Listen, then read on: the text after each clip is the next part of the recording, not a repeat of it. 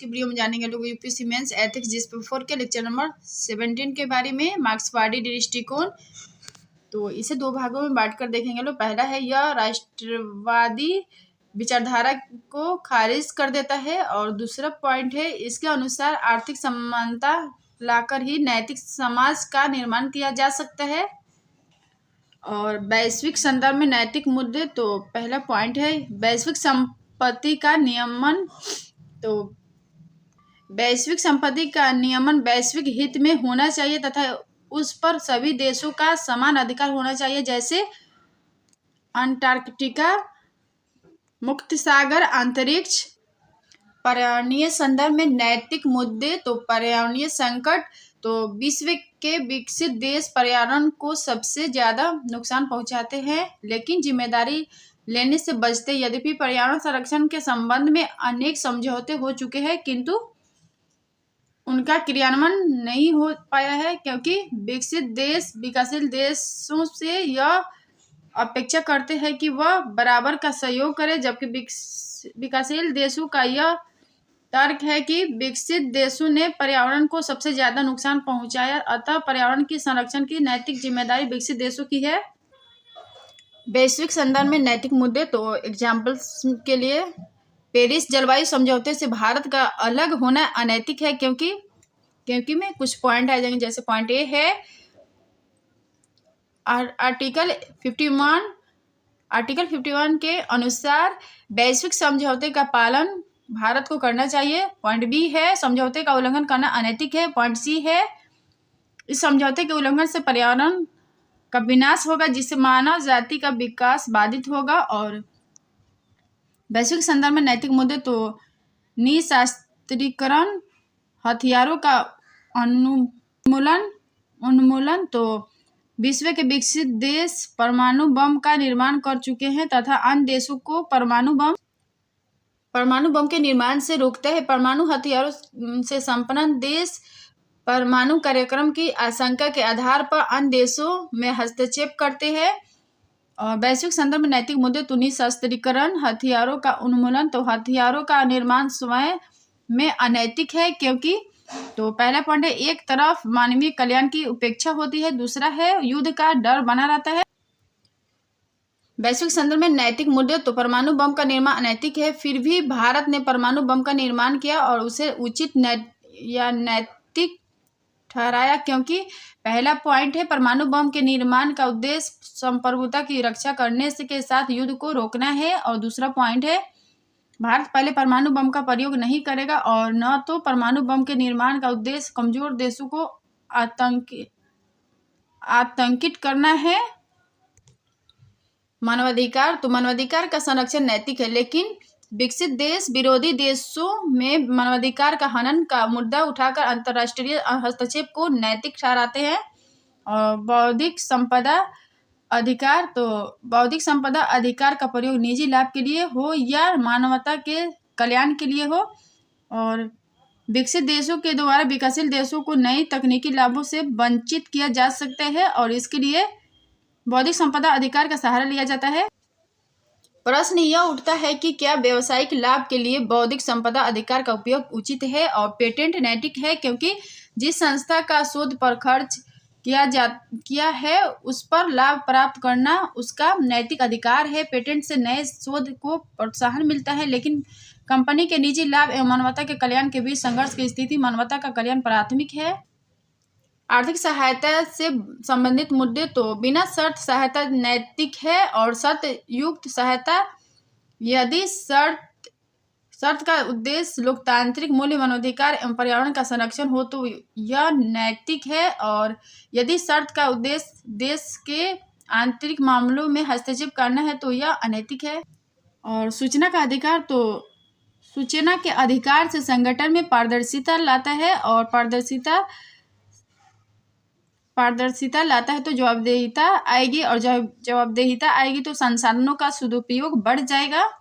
सूचना का अधिकार, तो सूचना का अधिकार से सक्रिय नागरिकों का विकास होगा, और सक्रिय नागरिकों का विकास होगा तो तंत्र में सहभागिता में वृद्धि होगी, और तंत्र में सहभागिता में वृद्धि होगी तो तंत्र मजबूत होगा। और सूचना का अधिकार, तो सूचना का अधिकार सुशासन के लिए जवाबदेहिता एवं पारदर्शिता आवश्यक है। जवाबदेहिता को सुनिश्चित करने के लिए सूचना का अधिकार आवश्यक है, और इस अधिकार का अर्थ है कि किसी सरकारी अधिकारी द्वारा नियंत्रित सूचनाओं तक लोगों का पहुंच का होना। इस अधिकार के तहत देश का नागरिक अधिकारियों से किसी विभाग के संबंध में सूचना का मांग करता है, लेकिन कुछ ऐसे संगठन हैं जिनके सूचना नहीं मांगी जा सकती है, उन्हें सूचना के अधिकार से बाहर रखा गया है, जैसे खुफिया विभाग, मंत्रिमंडलीय सचिवालय के अनुसंधान एवं विश्लेषण विभाग, राष्ट्रीय तकनीकी अनुसंधान संस्था, सीमा सड़क विकास संगठन DRDO, और अर्धसैनिक बल जैसे सीमा सुरक्षा बल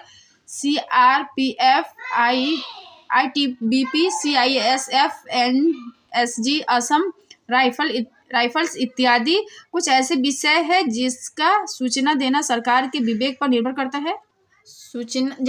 ऐसी सूचना जिनके सार्वजनिक होने से भारत की संप्रभुता और अखंडता, राज्य की सुरक्षा तथा विदेशों के साथ संबंधों पर प्रतिकूल प्रभाव पड़ता है तो या किसी अपराध को करने का प्रोत्साहन मिलता है। और दूसरा पॉइंट है ऐसी सूचना जिसके प्रकाशन पर किसी न्यायालय द्वारा या अधिग्रहण के द्वारा रोक लगाई गई हो, या जिसके प्रकाशन से न्यायालय की अवमानना होती है, और ऐसी सूचना जिसको प्रकट करने से संसद या किसी राज्य के विधानमंडल के विशेषाधिकारों का हनन होता है। ऐसी सूचना जिसमें व्यापार गोपनीयता या बौद्धिक संपदा शामिल है, जिसके प्रकाशित होने से किसी व्यक्ति के प्रतियोगी स्थिति को हानि पहुंच सकती है, और किसी विदेशी सरकार से विश्वास प्राप्त सूचना, और ऐसी सूचना जिनके गलत होने से किसी व्यक्ति का जीवन संकट में पड़ सकता है तथा अपराधियों की खोज एवं पकड़े जाने पर बाधा उत्पन्न होती है। मंत्रिमंडल का दस्तावेज जिसमें मंत्रिपरिषद, सचिव और अन्य अधिकारियों का विचार विमर्श शामिल हो। ऐसी सूचना जो व्यक्तिगत जानकारी से संबंधित हो तथा जिसके प्रकाशन से किसी के निजता के अधिकार का हनन होता है। RTI की कमियां तो अनेक सशस्त्र बल एवं खुफिया विभाग को RTI से बाहर कर दिया गया है, जबकि अनेक सशस्त्र बलों पर मानवाधिकार हनन का आरोप लगता है। लेकिन उनके ऐसे विषय है जहां सूचना देना अधिकारी के विवेक पर निर्भर करता है, जैसे संप्रभुता, राज्य की सुरक्षा से संबंधित सूचना। यहाँ सरकार अपने अनुरूप निर्धारित करती है कि सूचना देने से अपने अनुरूप परिभाषित करता है कि सूचना देने से संप्रभुता पर प्रतिकूल प्रभाव पड़ेगा या नहीं। सामान्यतः देखा गया है कि सूचना अधिकारी सूचना देने से बचता है, इसके लिए सूचना देने से विलंब करता है तथा प्रक्रिया को इतना जटिल बना देता है कि सूचना मांगने वाला हतोत्साहित हो जाता है, और सूचना अधिकार ही गोपनीयता के प्रति संवेदनशील रहते हैं, इसीलिए सूचना देने से बचने की कोशिश करते हैं। और कार्य संस्कृति, वर्क कल्चर में देखेंगे तो कार्य संस्कृति एक प्रकार के मूल विश्वास एवं व्यवहार है जो प्रत्येक संगठन और उसके कर्मचारियों से विशिष्ट रूप से जुड़ा होते हैं। इसके उत्पत्ति स्वयं उसके संगठन में होती है, और किसी कार्य संस्कृति से यह निर्धारित होता है कि उस कार्य का निष्पादन कैसे किया जाएगा। किसी संगठन भी की कार्य संस्कृति तभी वांछनीय माना जाता है जब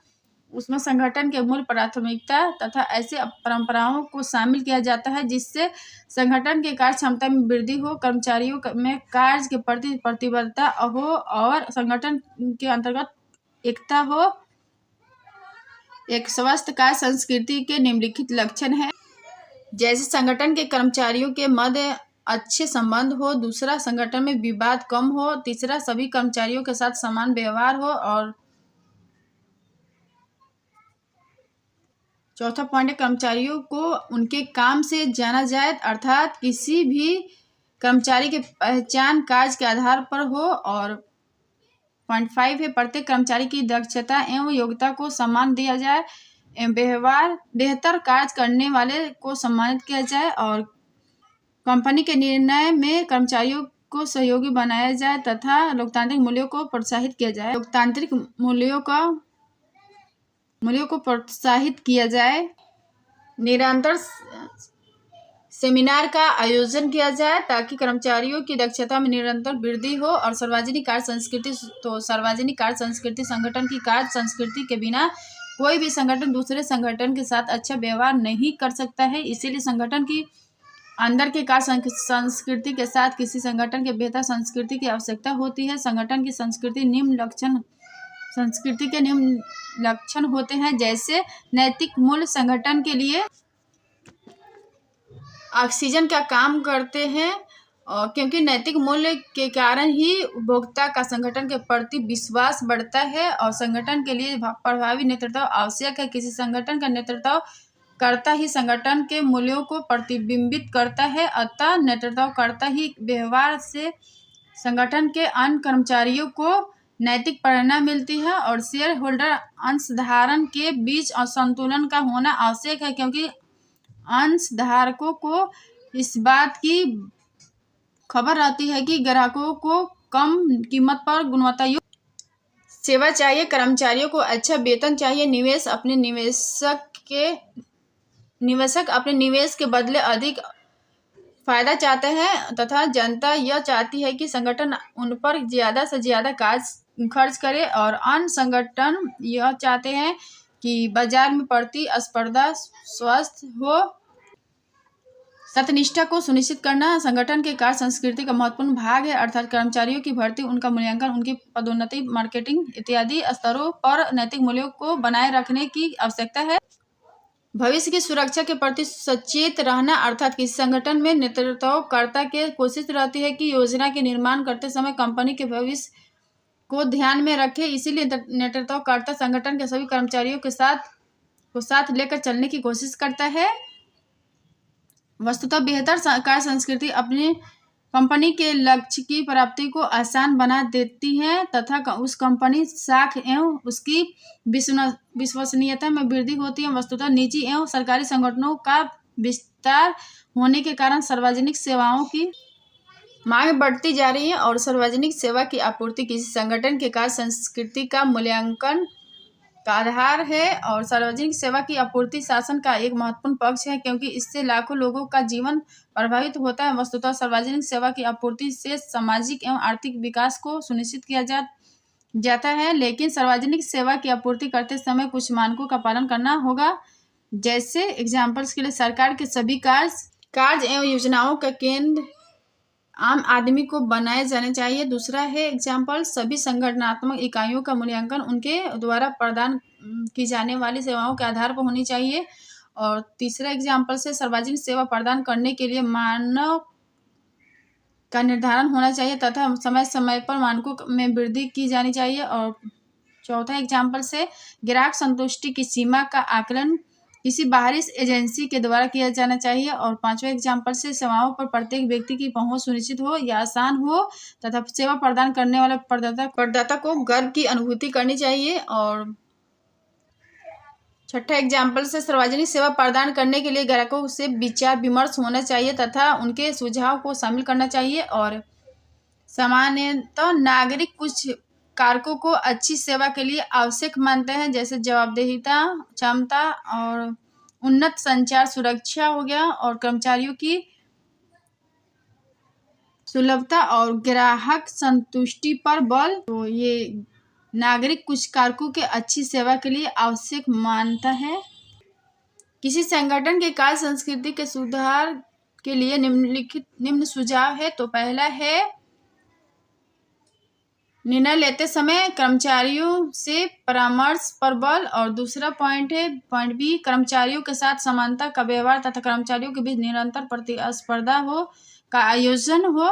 और पॉइंट सी है भावनात्मक समक्ष का सहारा लेते हुए संगठन के लक्ष्य को कर्मचारियों के समक्ष चुनौती के रूप में प्रस्तुत करना। और पॉइंट डी है कर्मचारियों को कंपनी के लाभ का शेयर होल्डर बनाने पर बल। पॉइंट ई है संगठन के अंदर निरंतर सेमिनार का आयोजन तथा कर्मचारियों को प्रेरणा मिले और क्षमता में वृद्धि हो। पॉइंट एफ है निम्न विभिन्न संगठन के बीच प्रतिस्पर्धा के साथ खेल का आयोजन हो। और नागरिक चार्टर, तो नागरिक चार्टर एक दृष्टि से नागरिकों को सेवा प्रदान करने के लिए निर्धारित एक मानक है, जिसका संबंध सेवा की विशेष गुणवत्ता, मानकता, विकल्प और उसके मूल्य से होता है। नागरिक चार्टर एक ऐसा दस्तावेज है जो संगठन की प्रतिबद्धता का मापदंड, सेवा की सूची, सेवा का विकल्प, सेवा की उचित कीमत तथा नागरिकों की शिकायत निवारण के लिए एजेंसियों को प्रतिबद्ध बनाता है। तो अगर वीडियो पसंद है तो like, share, comment and subscribe कर दीजिएगा। लो, थैंक यू।